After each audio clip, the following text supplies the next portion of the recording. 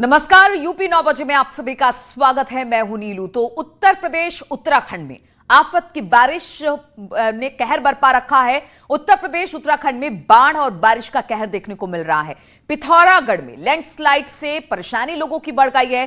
पहाड़ में कई जगह पर रास्ते लैंडस्लाइड की वजह से बंद हो गए हैं। उत्तर प्रदेश में बाढ़ से हालात बेकाबू हो चले हैं। पूर्वी उत्तर प्रदेश में नदियों का पानी गांव में घुस गया है। नदियों के कटान से बाढ़ का खतरा बढ़ गया है। लोगों की परेशानी बढ़ गई है। तो उत्तर प्रदेश से उत्तराखंड तक बाढ़ और बारिश ने कहर बरपा रखा है। तो लगातार बारिश हो रही है और इस बारिश की वजह से पहाड़ तो हल्कान है ही। बाढ़ का पानी जब पहाड़ी इलाकों से मैदानी इलाकों में प्रवेश कर रहा है तो मैदानी इलाकों में भी जबरदस्त बाढ़ की स्थिति है। और उत्तराखंड में पहाड़ से लेकर मैदान तक पानी का प्रकोप दिखाई दे रहा है। अभी तक तो लैंडस्लाइड की तस्वीरें आ रही थी, लेकिन उत्तराखंड में तो विधायक जी ही पानी में बह गए। पिथौरागढ़ में विधायक हरीश धामी पानी की तेज रफ्तार में बह गए। तस्वीरें हम आपको दिखाएंगे। आप देख सकते हैं कि विधायक में पानी में बह गए। किसी तरह से लोगों ने उन्हें बाहर निकाला।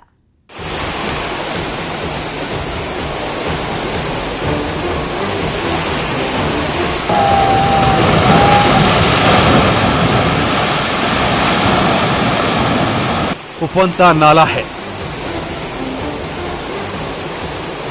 नीचे तेज धारा है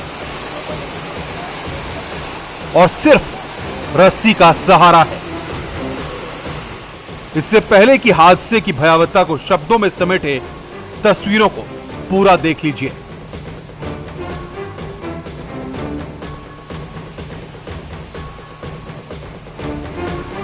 तस्वीरें पिथौरागढ़ की हैं। यहां कांग्रेस विधायक हरीश धामी अपने समर्थकों के साथ इस बरसाती नाले को पार कर रहे थे। शुरू में तो सब कुछ ठीक ठाक था। रस्सी के सहारे विधायक जी ने लगभग नाले को पार भी कर लिया था, लेकिन इससे पहले कि वो नाले के दूसरी छोर पर पहुंचते, पानी और पत्थरों के तेज बहाव में विधायक जी के पांव उखड़ गए। हरीश धामी इस बरसाती नाले में गिर गए और पानी के तेज बहाव में बहने लगे। विधायक के पानी में गिरते ही उनके समर्थक रक्षक बन गए और पानी में बह रहे हरीश धामी को कुछ ही सेकंड में पकड़ लिया। हालांकि जब तक उन्हें पकड़ा जाता तब तक वो करीब 6 फीट तक बह चुके थे। इस हादसे में विधायक हरीश धामी को मामूली रूप से चोट भी आई है। विजयवर्धन उप्रेती, न्यूज 18, पिथौरागढ़। तो पिथौरागढ़ में हालात इसी तरह से। अलग अलग हिस्सों की बात की जाए तो यहां पर स्थिति काफी खराब है। पिथौरागढ़ के इसी लुम्बित के पास विधायक बिशन सिंह चुफाल भी पहुंचे थे। बीजेपी के पूर्व प्रदेश अध्यक्ष और विधायक बिशन सिंह चुफाल ने पिथौरागढ़ के आपदा प्रभावित इलाकों का दौरा किया। इस दौरान चुफाल ने लुंगती और चामी के बीच लकड़ी का पुल बनाने में ग्रामीणों की मदद भी की। चुफाल ने कहा कि सरकार आपदा प्रभावितों की हर संभव मदद कर रही है।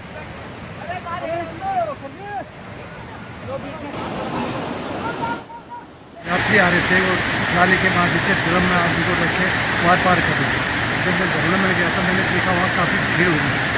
उस भीड़ के दौरान हमने गाँव वालों के सहयोग से विद्युत पुल इकट्ठे किया और विद्युत पुल के माध्यम से हमने अस्थायी रूप में पुल निर्माण किया और लोगों का उस पुल में भी आना जाना कर रहा है। और वहीं लगातार बारिश के बाद पहाड़ों से भूस्खलन की तस्वीरें भी सामने आ रही है। ताजा तस्वीरें चमोली से आई, जहां पर बद्रीनाथ हाईवे पर चंद सेकंड में पहाड़ का एक हिस्सा सड़क पर जा गिरा। पहाड़ गिरने की तस्वीरें वहां मौजूद किसी शख्स ने अपने कैमरे में कैद कर ली। आप तस्वीरों में देख सकते हैं कि कैसे हजारों टन मलबा चंद सेकंड में भरभरा कर सड़क पर आ गिरा। बताया जा रहा है कि तस्वीर बद्रीनाथ हाईवे के कुहेड़ के पास की है। मलबा आने के बाद एनएच को बंद कर दिया गया है, लेकिन तस्वीरें डराने वाली है, दिल दहलाने वाली है।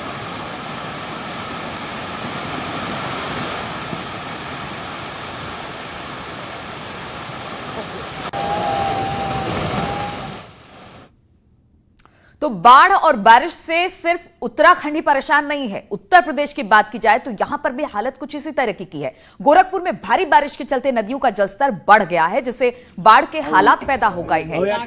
केपीआरगंज इलाके के सेमरा गांव में बाढ़ से लोगों को काफी परेशानियों का सामना करना पड़ा है। घरों में पानी भर जाने से लोगों ने रेल पटरी के किनारे अपना ठिकाना बना लिया है। लोगों के सामने भोजन की भी परेशानी हो रही है। ग्रामीणों ने आरोप लगाया कि तमाम दिक्कतों के बीच भी प्रशासन उनकी कोई सुध नहीं ले रहा। पानी के अभाव से लोगों का आवागमन बंद हो गया है। घर में खाने पीने की दिक्कत हो रही है। तमाम समस्या से झेलना पड़ा है। बीमार लोगों को किसी तरह से चारपाई पे टांग करके उठा करके उसको हॉस्पिटल ले आया जा रहा है। तरह तरह की दिक्कतें झेलना यहाँ पड़ा है। लगभग 1 महीने से पूरे गांव की खेती उती खराब हो चुके हैं और गांव में जब से घुसे हैं 1 हफ्ता हो गया है और तब से बहुत ज़्यादा दिक्कतें हैं। लेडीज़ों के लिए लैट्रिन का भी बहुत समस्या है और हम लोगों के लिए भी। हर बार जब बारिश होता है तभी ये भीग जाता है, मतलब पानी इसमें लग जाता है, डूब जाता है। गांव के चारों तरफ पानी गिर जाता है।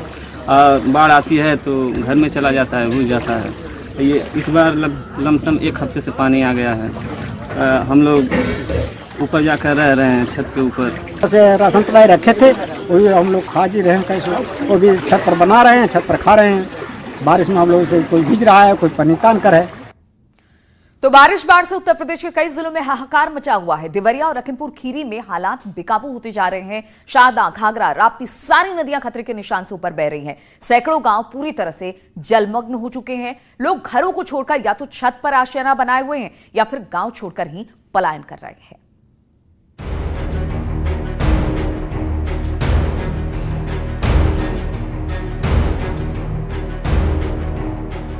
आसमान से आफत बरस रही है और जमीन पर तबाही ला रही है। यूपी के कई जिले बाढ़ की चपेट में हैं।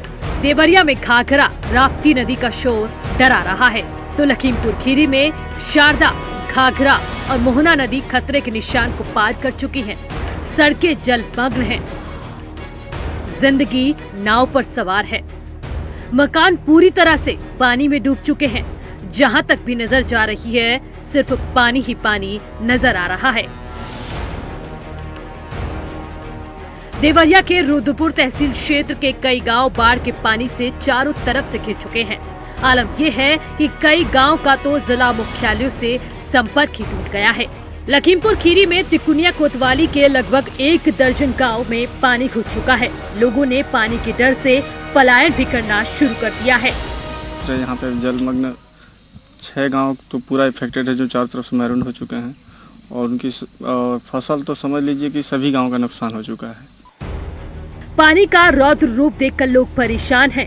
गोरा नदी लगातार कटान कर रही है। लोगों को अब खाने की भी दिक्कत आने लगी है, लेकिन जिला प्रशासन अभी तक व्यवस्था चाक चौबंद होने के दावे कर रहा है।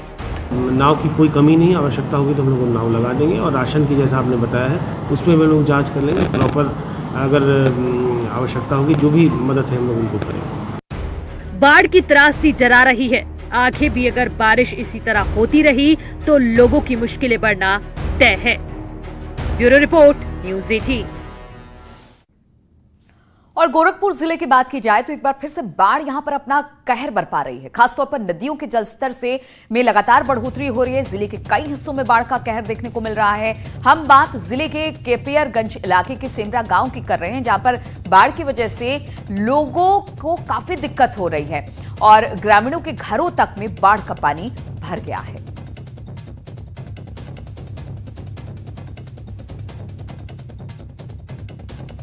पानी हो गया है। पानी के अभाव से लोगों का आवागमन बंद हो गया है। घर में खाने पीने की दिक्कत हो रही है। तमाम समस्या से झेलना पड़ा है। बीमार लोगों को किसी तरह से चारपाई पे टांग करके उठा करके उसको हॉस्पिटल ले आया जा रहा है। तरह तरह की दिक्कतें झेलना यहाँ पड़ा है। आया हुआ है पानी गांव के चारों तरफ और लगभग 1 महीने से पूरे गांव की खेती उती खराब हो चुके हैं और गांव में जब से घुसे हैं 1 हफ्ता हो गया है और तब से बहुत ज़्यादा दिक्कतें हैं। हर बार जब बारिश होता है तभी ये भीग जाता है, मतलब पानी इसमें लग जाता है, डूब जाता है। गांव के चारों तरफ पानी गिर जाता है। बाढ़ आती है तो घर में चला जाता है, घुस जाता है। ये इस बार लमसम 1 हफ्ते से पानी आ गया है। और नेपाल से आ रही पानी के चलते घाघरा नदी में उफान आ गया है। बहराइच में वो खतरे के निशान से ऊपर बह रही है। बोंडी पुलिस थाना परिसर में पानी भर गया है। वहीं महसी तहसील के 20 गांव में पानी भर चुका है। राहत और बचाव के लिए एनडीआरएफ टीम फिलहाल मौके पर पहुंच चुकी है।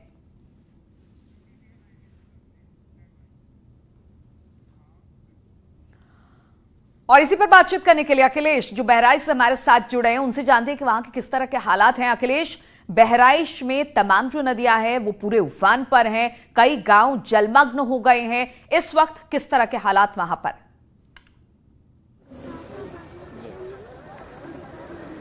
नीलू, मैं बता दूं, नेपाली पानी ने बहराइच जिला प्रशासन की व्यवस्थाओं की पोल खोल के रख दी है।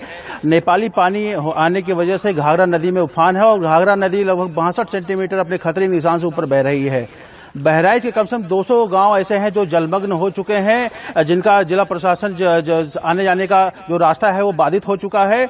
और मैं ये बता दूं कि इसी में व्यवस्थाओं को लेके जो जिला प्रशासन है वो बिल्कुल कुछ नहीं कर रहा है। ग्राउंड लेवल पे बिल्कुल शून्य है। अगर ये बाढ़ राहत चौकी की बात करते हैं तो ये केवल कागजों में करते हैं। आज हकीकत जानने के लिए हम दौड़ी आए हुए हैं। यहाँ पे पूरी तरीके से बहराइच की बात की जाए तो ये सिर्फ इस बार की बाढ़ नहीं है, सालों साल से ये बाढ़ आ रही है। नेपाल के तराई इलाकों से पानी जब नीचे की तरफ आता है तो बहराइच पूरी तरह से और उसके आसपास के गांव भी डूब जाते हैं।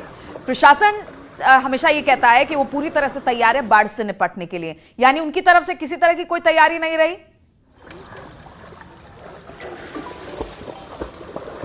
नीलू, मैं बता दूं कि हर बार बाढ़ आती है और बहराइच में बड़ी त्रासदी होती है। कई गांव ऐसे होते हैं जो नदी के काल में समा जाते हैं। उसके बाद भी जो जिला प्रशासन है वो केवल कागजों में जो है अपनी बाढ़ चौकियां स्थापित करता है और केवल कागजों में कार्रवाई करता है। शेर होते हैं ये, उसी पर सारा काम हो जाता है, लेकिन लोग हैं वो इस बाढ़ से किस तरह से परेशान है शायद उनको नजर नहीं आता। बहुत बहुत शुक्रिया आपका अखिलेश जानकारी देने के लिए।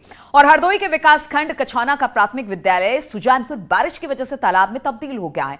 सिर्फ 10 मिनट की बारिश से ही स्कूल में पानी भर जाता है। इसके बाद कई कई दिन तक गंदा पानी वहां पर भरा रहता है। टीचर से लेकर बच्चे और ग्रामीण भी इस समस्या से काफी परेशान हैं, लेकिन जिम्मेदार चैन की नींद सो रहे हैं। सड़क पर कीचड़ और स्कूल में बना तालाब यहां पढ़ाने वाले अध्यापकों की मजबूरी बन गई है। ग्रामीणों ने अधिकारियों से कई बार स्कूल परिसर से पानी निकासी की व्यवस्था की गुहार लगाई, लेकिन कोई सुनने वाला नहीं। की स्थिति उत्पन्न हो जाती है बरसात के दिनों में, रास्ता सही नहीं है। जब बरसात होती है बच्चों को गोदी लेकर या किसी प्रकार से मैनेज करना पड़ता है।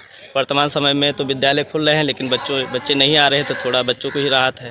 वरना हम लोग निकलते जूते चप्पल हाथ में पकड़ करके फिसलने का भी डर बना रहता है, कीड़े मकोड़ों का भी डर बना रहता है। आज ही सांप निकला हुआ, काला निकला हुआ था, तो गाँव के लोगों ने मारा उसे। हमारे यहाँ जो स्कूल है इतनी गहराई में है, जल भराव बहुत तगड़ा होता है। ना रोड है ना कुछ है। जो मास्टर निकलते हैं, जो अधिकारी आता है वो हाथे में चप्पल जूता पहन के निकलते बचता है। बहुत बड़ी दिक्कत होती है। तो गोरखपुर में नदियों का जलस्तर बढ़ने से कई गांव जलमग्न हो गए हैं। लोगों को आने जाने में नाव का सहारा लेना पड़ रहा है। वहीं बड़ी संख्या में लोग अपना घर बार छोड़कर बांधों पर शरण लिए हुए हैं। खाना तो किसी तरीके से मिल जा रहा है, लेकिन पीने को शुद्ध पानी नहीं मिल पा रहा है। तस्वीरें साफ साफ कह रही हैं कि लोग किस तरीके से जानवरों के साथ बांधों पर रह रहे हैं। और ये कोई 1-2 लोगों की नहीं, बल्कि सैकड़ों परिवारों की हालत कुछ इसी तरीके की है। और भारी बारिश और नेपाल से आने वाले पानी के चलते पूर्वी उत्तर प्रदेश में कई नदियां उफान पर आ गई है। सरयू, राप्ती, गंडक समेत तमाम नदियां खतरे के निशान से ऊपर बह रही हैं। और इसी पर बातचीत करने के लिए रामगोपाल हमारे साथ गोरखपुर से जुड़ आए हैं। रामगोपाल, हमने देखा है कि हर साल ये बाढ़ की त्रासदी लोगों को सताती है, लेकिन प्रशासन हाथ पर हाथ धरे बैठा रहता है। कहता तो बहुत है कि बाढ़ आने से पहले तैयारी पूरी कर ली गई है, लेकिन वो कुछ जमीन पर दिखाई नहीं देता।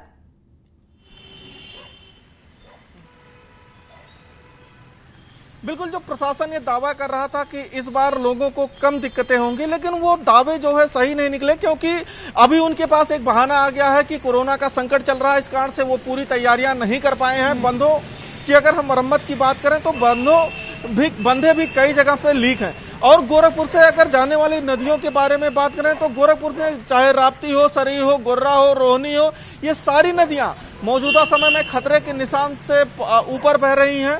गोरखपुर में इस समय 80 गांव, करीब 80 गांव बाढ़ के पानी से प्रभावित है और 19 गांव तो मुरुंड हो चुके हैं, यानी कि पानी से चारों तरफ से घिर चुके हैं और वहां आने जाने के लिए बिल्कुल रामगोपाल 80 गांव अब बता रहे हैं कि बाढ़ की चपेट में है। चलिए ठीक है, ये तो कोविड का बहाना बनाकर कहा यह गया कि इस बार जो बंधे की मरम्मत करनी थी या तमाम तरह के इंतजाम करने थे वो नहीं हुए, लेकिन हमने पिछले कई सालों से देखते आ रहे हैं हम कि तब तो किसी तरह की कोई दिक्कत नहीं थी, तब भी यही हाल रहता था। अब ये बताइए कि जरा जो लोग बाढ़ से प्रभावित है उनके लिए क्या किया जा रहा है?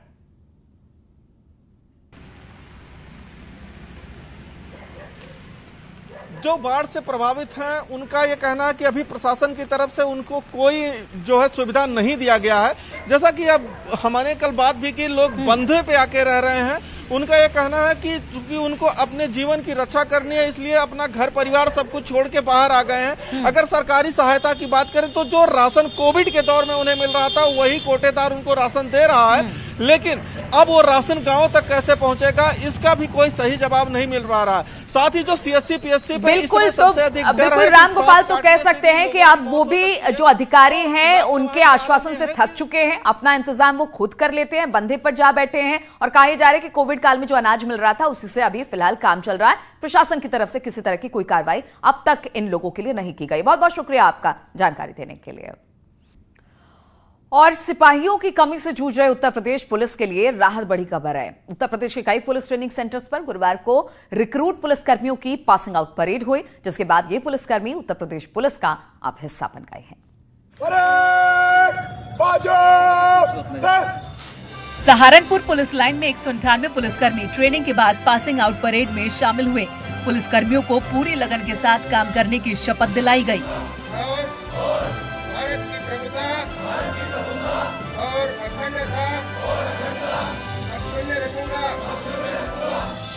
मुरादाबाद स्थित 24वीं वाहिनी पीएसी में पासिंग आउट परेड में पिछले 1 साल से प्रशिक्षण हासिल कर रहे 294 जवानों को शपथ दिलाई गई। चित्रकूट पुलिस लाइन में आयोजित पासिंग आउट परेड में 198 रिक्रूट पुलिसकर्मियों ने हिस्सा लिया।